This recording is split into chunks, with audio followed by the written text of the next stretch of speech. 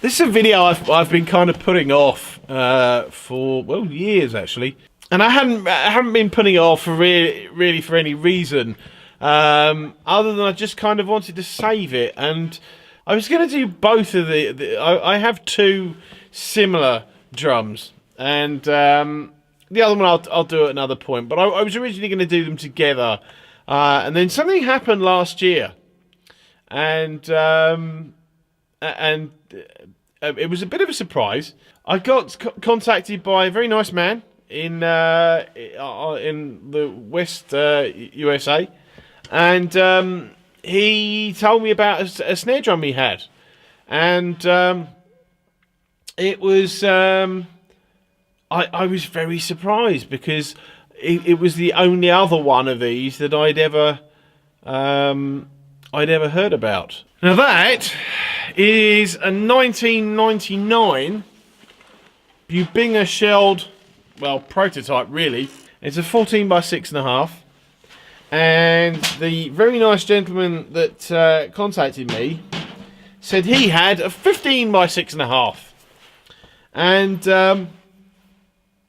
I'd not heard because for years the only information on the internet about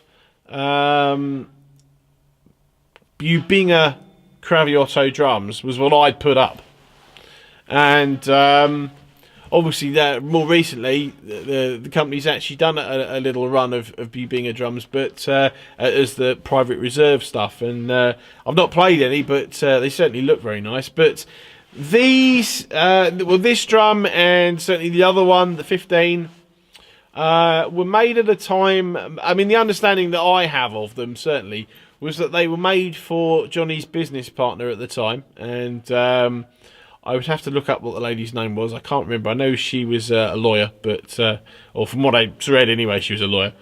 But this drum I've had for probably about 10 years or so, and I got it from Steve Maxwell. And I haven't the first idea how much I paid for it now. Many years ago, I read on the Pearl Drummers Forum, when I used to frequent that place, that someone on that forum had asked Johnny if he would ever make drums out of Bubinga, and he apparently flatly said no because it was too hard. But that said, certainly at that point, 3 drums existed, and I had 2 of them. But anyway, as I said, it's a 14x6.5, 10 lug, Bubinga shell. It's unfinished. You've got brass hardware, so it's brass hoops, brass tube lugs. You've got the good old favourites, Nickel Drum Works strainer there. You've got a single. Is it a single? Yeah, a single air hole there. Nice generic butt plate. Pure sound wise on there. I mean, I've got a hazy on the bottom, and I've put this on here actually in the last couple of days. And the story with this was that in the last 10 days I did a review of Kentville Drums Kangaroo Hide drum head.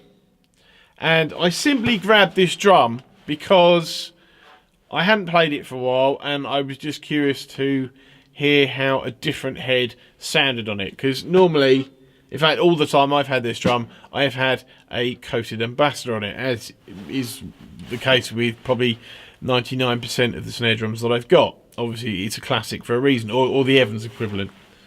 So, the Kentville head, I put it on this drum, I tried it, and it is probably the best this drum has ever sounded since I had it.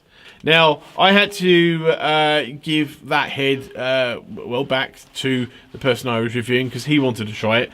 But I thought the next nearest thing that I could put on it would be a fibre skin. The drum sounds so much better than it did when I had a coated ambassador on it. And I tried so hard to tune that drum. I had the drum dial out, you know, I've both of the Bubingas. Could never get a sound out of it I really cared for. and then I put this head on here, and suddenly